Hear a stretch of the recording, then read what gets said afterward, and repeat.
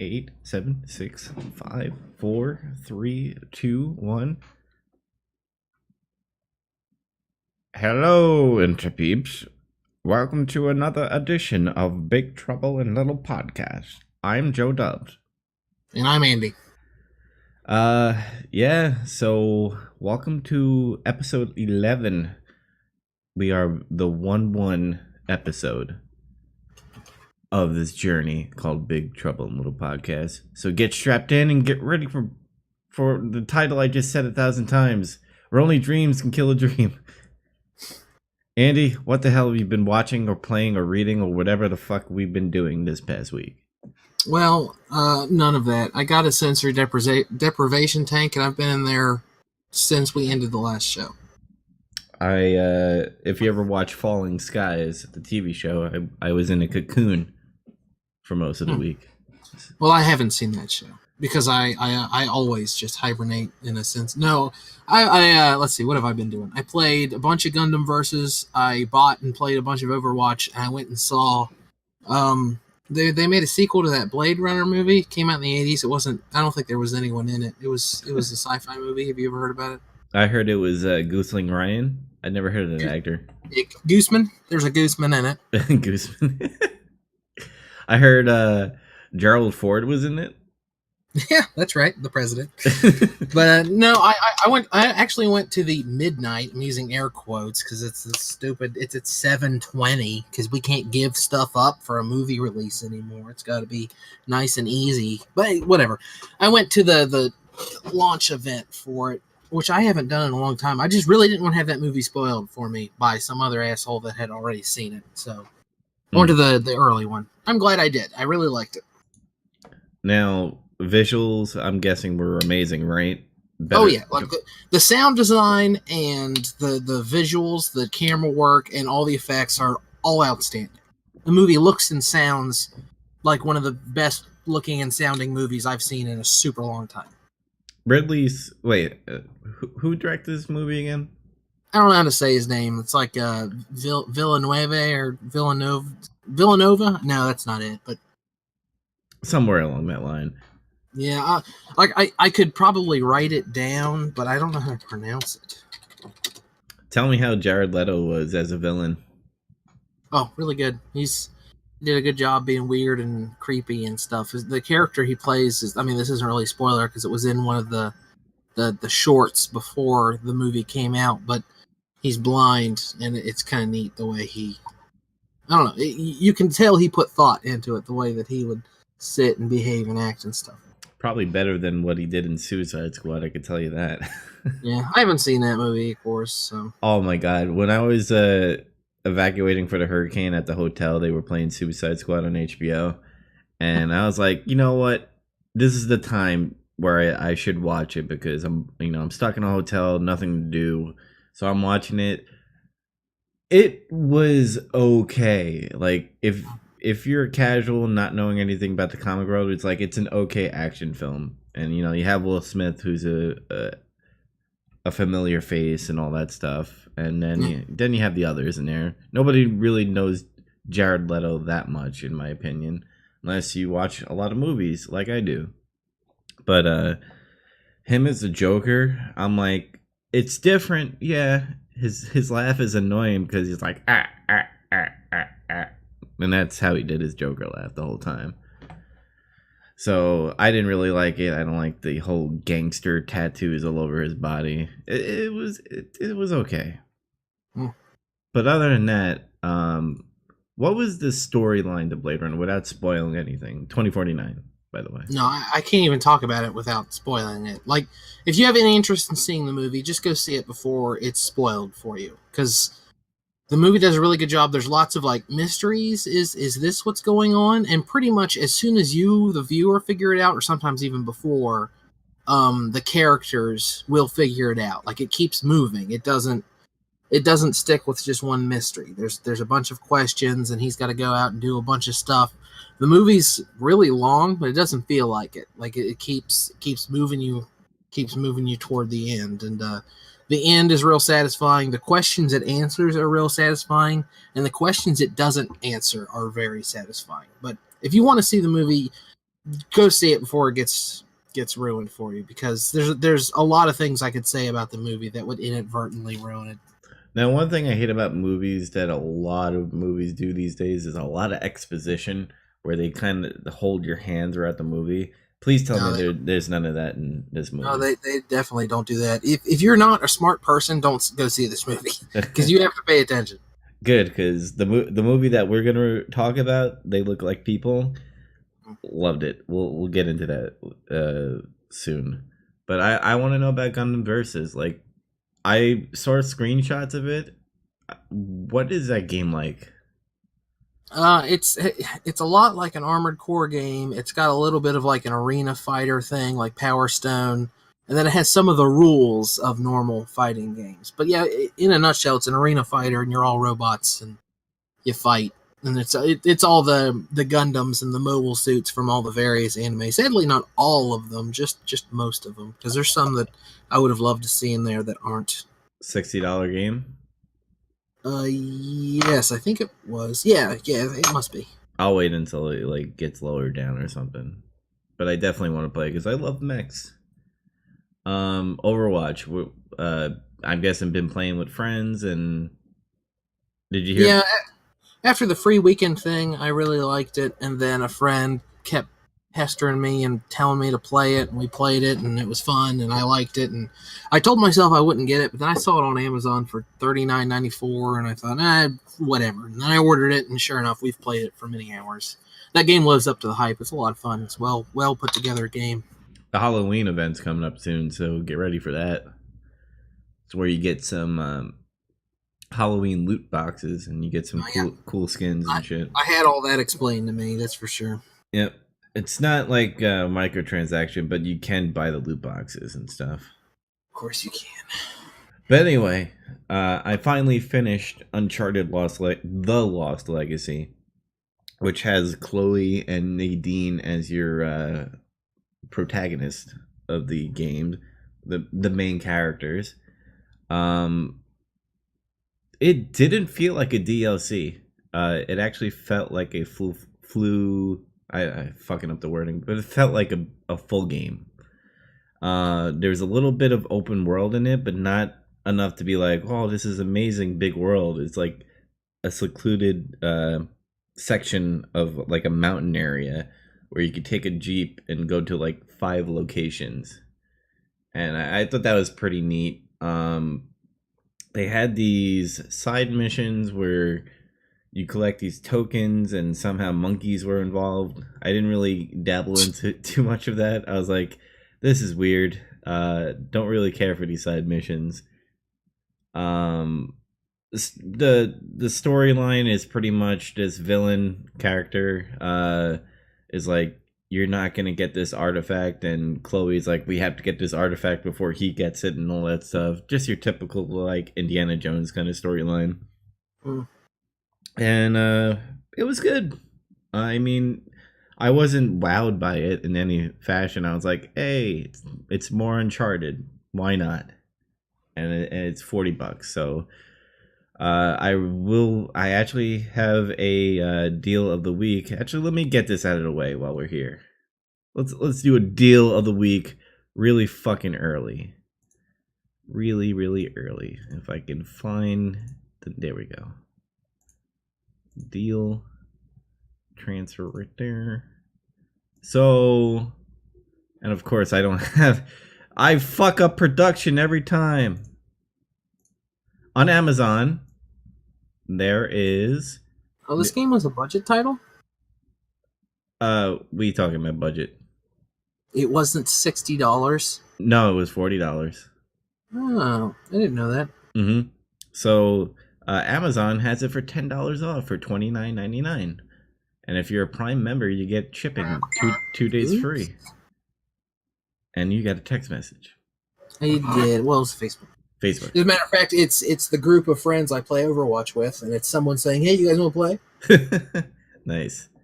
So if you're a big fan of Uncharted, and my voice cracked right there, the Nate trilogy, or it's 4 games now, was awesome. And if you like Chloe, Nadine was in fourth one. But if you do like Chloe, it's a pretty good game. I say recommend buy it now in Amazon for $30. Yeah, that's a good price. Yeah, Cover's boring as hell though.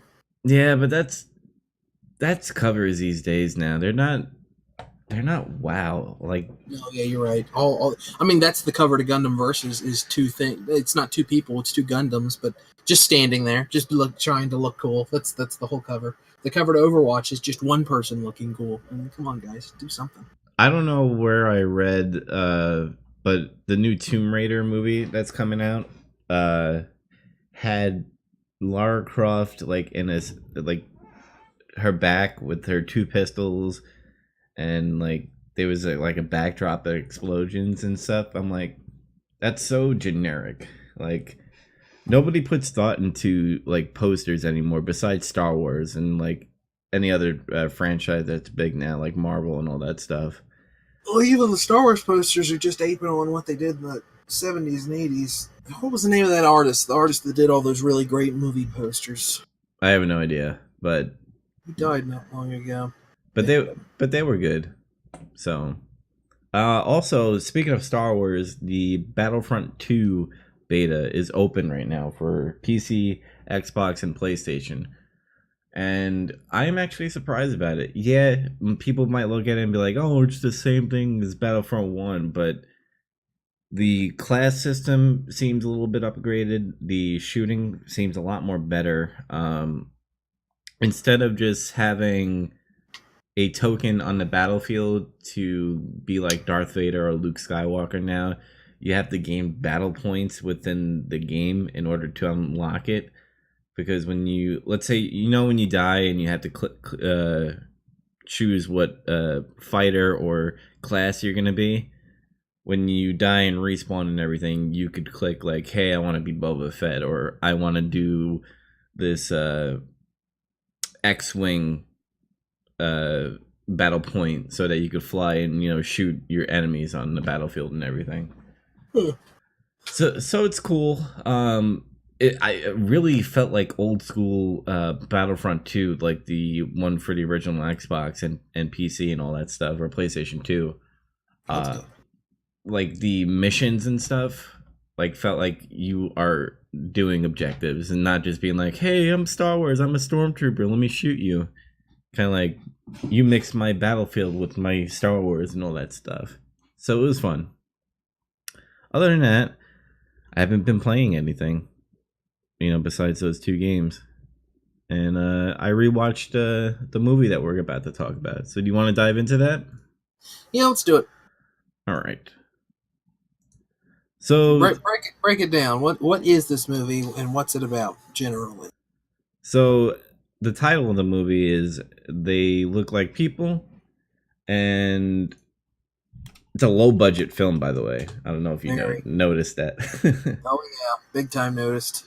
And it looked like it was in Queens, New York, because I believe they went to a park called Hoy Park in the Queens area, and it seemed really familiar. But anyway, the movie starts off very creepy, of Wyatt laying in bed looking at a female just in like dark shadow and stuff. And I don't know if you noticed in the sound of that, but like when she turned around and stared at him, even though the face was like still in dark and shadow, like there was a point where the sound got silent and they're like, oh my god, here comes a jump scare, you ready, and then nothing happened, and I was like, that's fucking awesome. But anyway, the premise of the movie is Wyatt has some mental problems going on in his head. He's not married or engaged anymore, so he goes, I don't know if it was intentional or not, but he finds his best friend Christian. I don't know if he looked for him, but somehow Christian... I mean, I think he looked for him. He was standing outside his place. He said, oh, you got a new number, meaning he must have tried to call him. True. But I don't know. That scene felt out of place for me for a little bit. Christian, on the other hand, you do get a little backstory throughout the whole movie that he was once a loser and not anymore. He's been like working out. He's all buffed now. he has like his ex-girlfriend saying some inspirational words like on a audio file that he listens to every time he goes to work. um he's trying to prove to Wyatt like why he is better now. Like he's a badass. He dominates now. He's not the loser that he used to be. And Wyatt seems like it kind of like they crossed paths. Like I'm guessing Wyatt was like, the better person back then, or like he was more, as Christian says, dominant. And whatever mental episode that he went through, Wyatt is going downhill, and Christian's kind of going uphill a little bit. What else can we talk about? Oh, so yeah, Wyatt starts to hear like fucking voices in the phone. That was funny, and he hears like flies and stuff. Apparently, when he starts to go into that mental state, like flies are starting to like give him like white noise in his head. The fuck? The psychiatrist scene, by the way, do you think that's real? I guess so. I mean, he goes and talks to a guy, and the fact that it ended with the audio cue of the flies or whatever made it seem like, oh, he distrusts this guy now or something like that. Yeah, I felt like he never went to a psychiatrist like head session. Like he would always talk to one, be like, "Yeah, I might have schizophrenia and stuff, or I might not. I don't think I need to come in. I think I'm getting better. I'm off of alcohol. I'm off of caffeine and all this. I'm doing good." And then like he's like, "Well, yeah, come in anyway. Here's my card." And then that end scene right there. What do you have to say about the movie, by the way? I don't know. I've been trying to decide how I felt about it. I guess I liked it, but I found it very hard to watch. Like, not because it's a bad movie, but just because of what it deals with. It's like it's not a very joyous movie, and you can kind of see what's happening. And I like the ending. Like, there is a payoff. You're not sitting through it for nothing. But it's definitely not a movie I'm ever going to watch again. If Mm-hmm. that makes sense. I thought it was really like the first time when Christian was like, "Oh, I really like my boss" and stuff, and you actually see him Google how do you X out your boss and all that stuff. Yeah. Right when he said that, I'm like, "Oh, this is gonna end really, really bad for him." And when I guess he was a dick in the office, because when he got let go, aka fired from whatever company that he was in, um, they said, I guess this is what dominating is, asshole, and it was signed by everyone apparently. Yeah, So, that was weird. Like, they didn't establish what he was like at work, so that didn't really mean anything. I thought that was weird. mm-hmm. um, what do you think of the relationship between Wyatt and Christian? Did you feel that the friendship was genuine in any way? Uh, I mean, I suppose so. Yeah, the acting in it wasn't that bad. Some of the shooting was weird. It does that thing where they're having a conversation, and then there's like a close up of a face, and they say another line in the conversation, and then it goes back to the previous shot, and it makes it seem like they just shot a pickup, and they're, oh, I want him to say this line in the middle of this conversation, and they put it back in there. Mm-hmm. But as far as the two guys playing him, and even the woman who played his boss or whatever, they all acted really good. Like, it seemed like they were all real competent. I thought the Bloppy Wars was funny. uh, them throwing socks at each other, and apparently, like, a gray sock was a gauntlet, so whatever hit him was not hitting him. I thought that was pretty cool. I thought that was a little bit genuine, but at times I felt like the acting with Christian, like when he was like, "Oh no, no, you could stay and stuff," or "Oh, don't worry, you don't have to clean up." Like it felt flat for me a little bit. Like I think Christian was the the weak link of the actors, because I felt Wyatt him playing, a person who's schizo and everything. I felt like he was more inferior than everybody else in the film. But overall, I thought the dialogue was great. The writing was good. Something that stood out to me in this movie, and this is really a non sequitur, but after I finished it, I saw that Netflix categorizes it under Halloween movies and Halloween favorites. Mm-hmm. What? I didn't get that out of that movie at all. Oh, And it's not like, man, I don't want to talk about these movies with spoilers or anything, but I think at this point, the cat's out of the bag. Like, there's the it's all psychological. Like, there's not actually a monster or anything in this movie, but it is scary at parts, but not in that way. That's crazy to me that they would categorize it that way.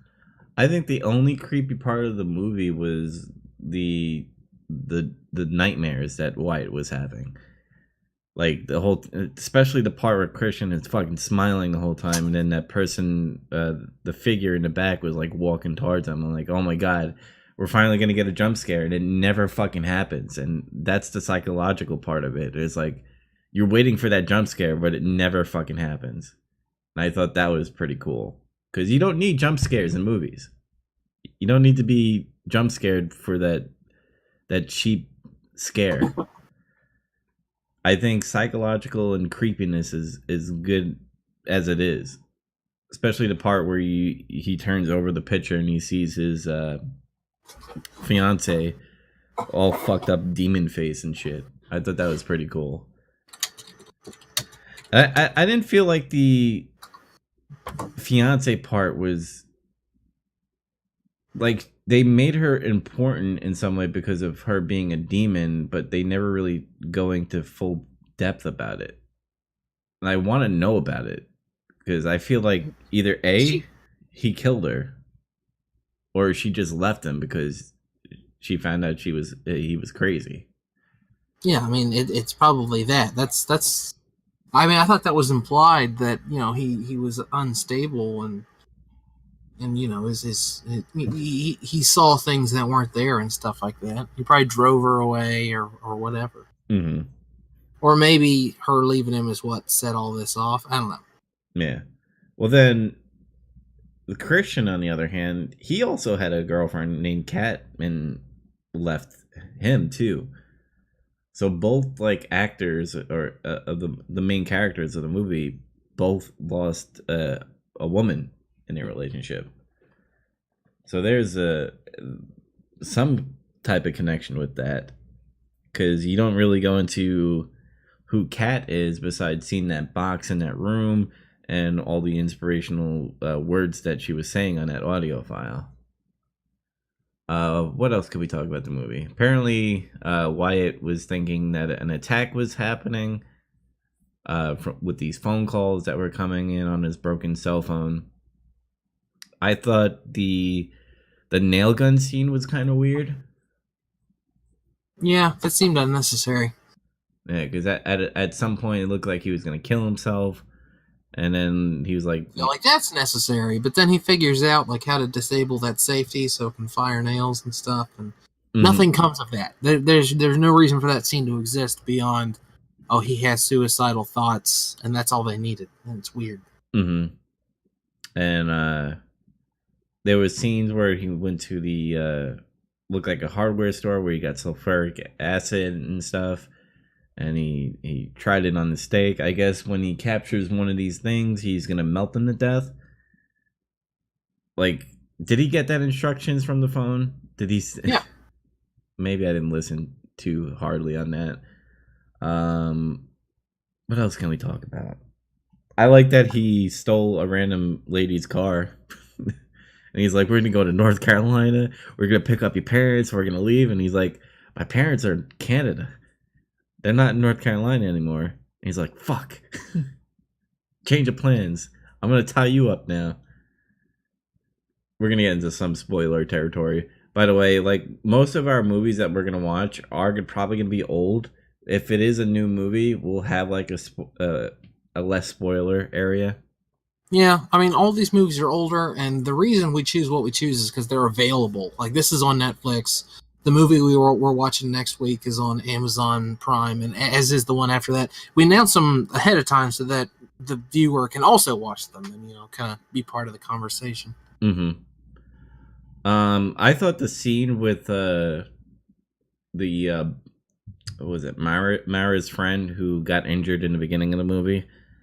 I thought it was really stupid dialogue with her. He's like, "Oh, what do you think was gonna happen?" Yeah, she was not a good actress, that's for sure. Yeah, because if you saw that dialogue in the beginning, it sounded like she was like having fun with him, like joking around, be like, "Oh, was there gonna be a zombie apocalypse?" And then out of nowhere, it took like a turn. He's like, "If you ever do something to my friend like that, I'll fucking kill you. I will fucking kill you." And I'm like, "Shut the fuck up."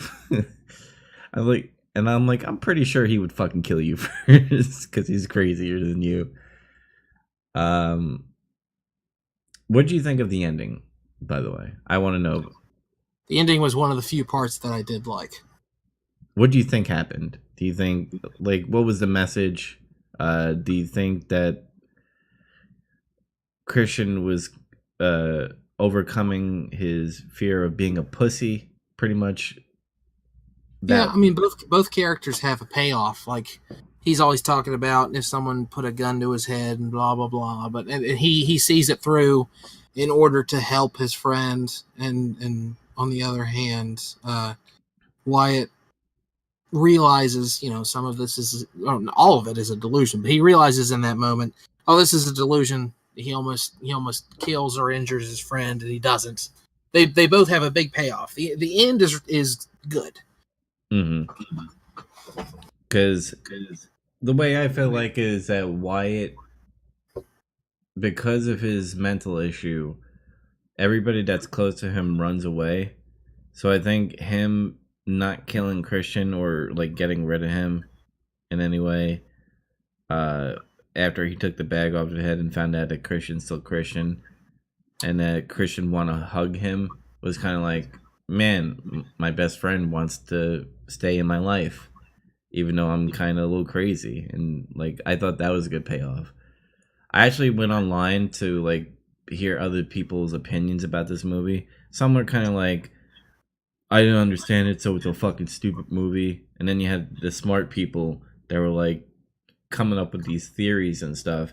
And if you remember in the middle of the movie where he is Christian is talking to Mara, they're walking back from home or something like that, and she was teaching the self defense classes that she's been to him on how to do like chokeholds and stuff.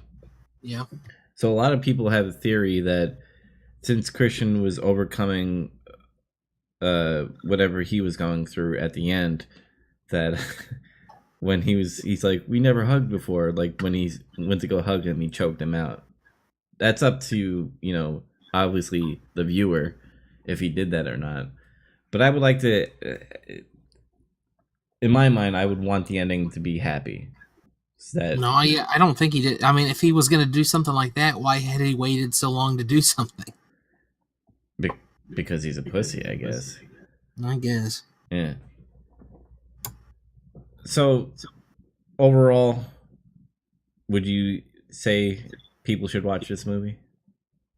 Maybe it depends. If someone described, I'm wanting to watch a movie, and they describe something like psychological, short. The movie is short, something like that. Maybe I'd recommend it to them. But generally, I don't know. It was okay, but I don't think I'm gonna run around recommending it to everyone. I thought it was a decent film. I'm pretty much on the same length as you, but I think I would tell people to watch this because it's different. Like you don't need to have all the high budget in order to have a good movie. So it's a short movie. Get it out of the way. See it on a rainy day. So Andy, what's the next movie that we're gonna watch next week? The next one is probably going to get some flack, but the next one is called The Cabinet of Dr. Caligari. It's considered, most people just call it the first horror movie, but it's considered one of the first horror movies ever made. It was made in Germany in 1920. It's a silent movie. and I don't know tons of details about the plot. Really, I just want to watch it because it's the original horror movie, and I like the history of film, and I've never seen it, so I Yeah. chose it, and I'm gonna force you to watch it too because I'm a bastard like that. By the way, I might change my last movie of the month. By the way, it's either gonna Oh, be them or we're gonna watch Cult of Chucky because I just saw that on Netflix. I've never seen. I've only seen the first Child's Play. I haven't seen all the others. Yeah, and I was like, "Oh shit!" I didn't know Cult of Chucky was happening so quickly on Netflix. So either it's gonna be really really bad, or it's gonna be really really awesome. So I might Well, change. we'll know for sure by next week, so we can tell everyone else what we're watching. But for next week, The Cabinet of Dr. Caligari is free on Amazon. I think it's free on some other streaming services too, but that's where I'll be watching it. It's pretty short, and like I said, it's a silent movie, so you know, Hmm. try not to be a huge dum dum. Just try to enjoy something different for a change. Like I said, you don't need audio or words to make a movie. It could also Nope. be visuals.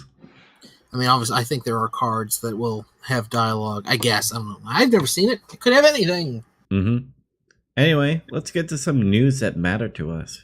So, I have two news that I want to talk about, and it's mostly about Marvel and DC. So, first news I want to get out of the way is Marvel faces fan backlash over deal with arms manufacturer. Uh, Oh yeah, with Northrop Grumman, right? yeah, apparently there was going to be a crossover comic book, but The because hell would that have looked like? was that? When I read this, I was like, "What? What was that going to be about?" I don't understand. Like, was Iron Man going to race a F-35 or something? Well, apparently it was supposed to like show kind of like in the first Iron Man movie, like how Tony Stark took like his technology and made something good of it and educational instead of being like, oh, well, I have fucking bombs, I'm going to sell it Sure. around the world. Yeah, Apparently, that makes. apparently that's what the comic book series was going to be about. Be like, oh, look at this F-35. We're going to put in like uh this technology and it's going to bring good to the world and all that stuff. Okay. But what people saw is that it was an arms manufacturer, and because of the Vegas shooting, they made it political, and because of how SJW and how PC this world is, instead of just creating something, creating art and freedom of expression, it's taken away. They canceled it because they don't want the fan backlash and all that stuff. And I thought it was really stupid. I mean, everything that's created like that has the right to be called art, but how arty do you think a commercial tie-in between, uh, in a sense, Disney and a weapons manufacturer was going to be? I'm not saying it should have been canceled. Like they should have made it. They shouldn't have let. They shouldn't have now towed to public pressure and stuff. But I don't. I don't think we're gonna miss out on much here. I think it was probably gonna be schlocky. Well, that's like saying, like, let's say the whole world believed in like global warming and stuff, and because Bill Nye the Science Guy is big into global warming, and somehow was tying that into a Marvel movie, and then let's say the Republicans were like, "This is stupid," you know. Bill Nye should not be in my comic book, and because some like hurricane tragedy happening, something like that, uh, they blocked the Bill Nye Marvel crossover. Like it's really stupid. I'm Maybe, but a Bill Nye isn't in an industry that creates weapons. Like that's the touchy part of this issue, isn't it? yeah, and same thing with the Punisher. There was supposed to be like a panel or something in New York Comic Con, and they pretty much scrapped Yeah, it because Punisher and bullets somehow relate to the Vegas shooting. yeah, that seemed prudent, I guess. Like I get why they did that. Again, I don't think they should have, but when I read it, I was like, yeah, I can see a company thinking that's a good idea. Yeah, but then that's like all the video games that have guns in it at New York Comic Con should not have a booth either. And it's like, I guess it's up to the company that wants to show that image. I guess I don't know. I think it's really stupid and it's fear mongering to be like, oh my god, guns, ah. That's all political. I'm gonna get on it. I just thought it was really stupid, and I think canceling and silencing freedom of expression in any way is dumb. I think you should do it. It's not like it's real or anything. So let's get into some stupid news. The Justice League came out with a final extended trailer. Oh my god, who cares? Why? Sorry, I wanted to get my opinion out of the way right off the bat. Why does DC show the fucking whole movie in their trailers? Like, I don't even think it's just DC. I think a lot of movie companies have that problem nowadays. but DC does it a lot. Like Batman versus Superman, we saw the whole fucking movie in their trailer.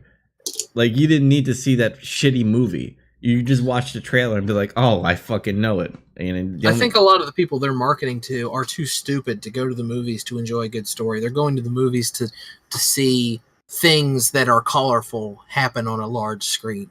I mean, I don't want to insult a bunch of people, even though that's literally what I just did. But I don't think I don't think people are going to see the Justice League by, oh man, I wonder what kind of an interesting narrative they're going to form with all of these distinct and interesting characters, and well, then they aren't even distinct and interesting anymore. Like Superman and Batman had like the same stupid.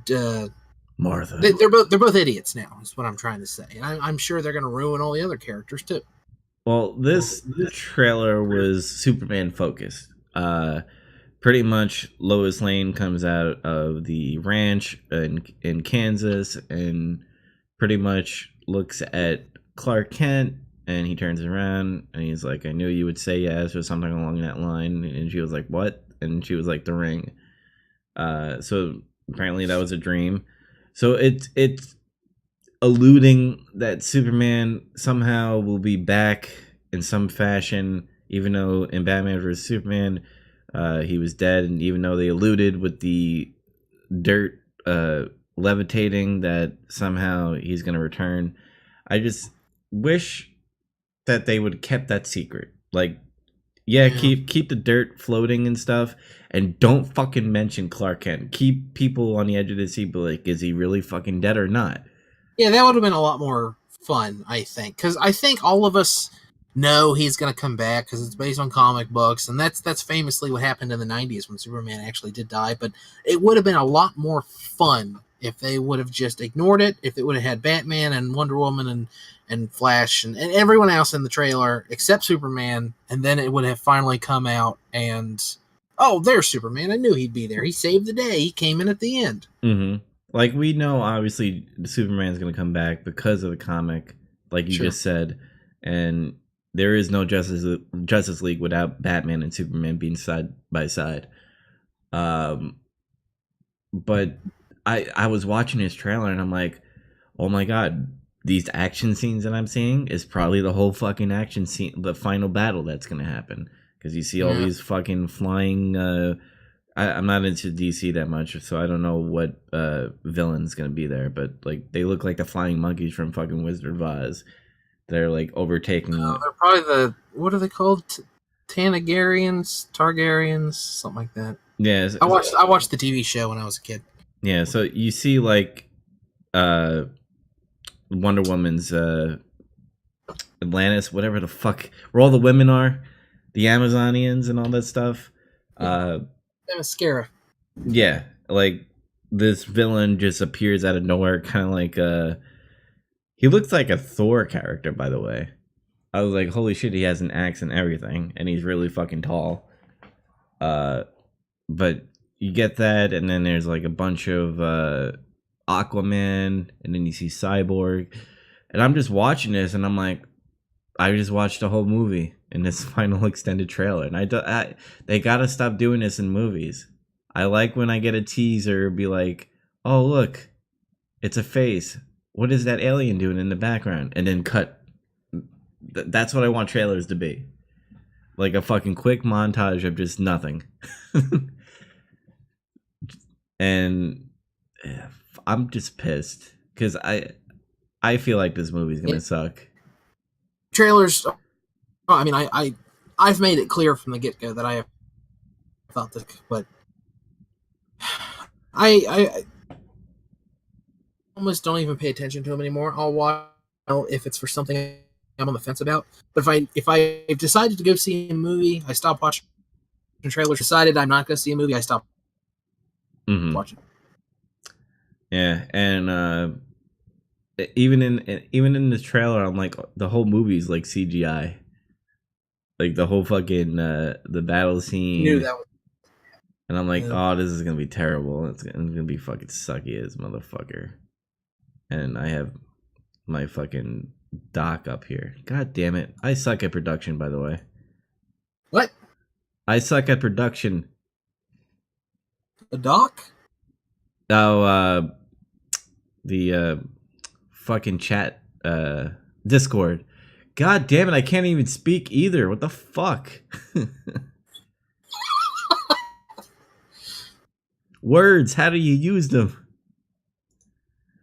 But yeah, that was the news. I wanted to talk about that Marvel thing and the shitty Justice League, because all the other news are pretty much about Shadow of War reviews and how The Evil Within 2 is coming out soon. So I did the deal of the week already. So let's get into some coming attractions. And like like how I said before about the reviews and stuff, 2 games are coming out next week. You have Middle Earth Shadow War, which is October 10th. And then you have The Evil Within 2, which is October 13th. So make sure you add that in your cart on Best Buy, Amazon, or go to a store and buy it. Are you buying any of those games, Andy? Nah, I don't really want either of those games that bad. I'm thinking about getting South Park on the 17th, and I'm definitely getting Mario, of course. But that's all I got on the docket for right now. Mm-hmm. Yeah, so that's pretty much the show. One thing I want to bring up, we're going to be having a new segment called Game Journal. And me and Andy have a big backlog of games that we have to get through.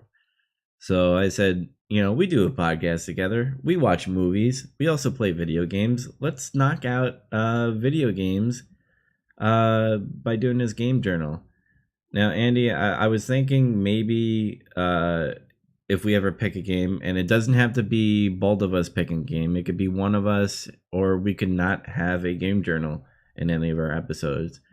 But when we do play a game, maybe we put it into like a journal format where we talk what happened in the game session that you did it in.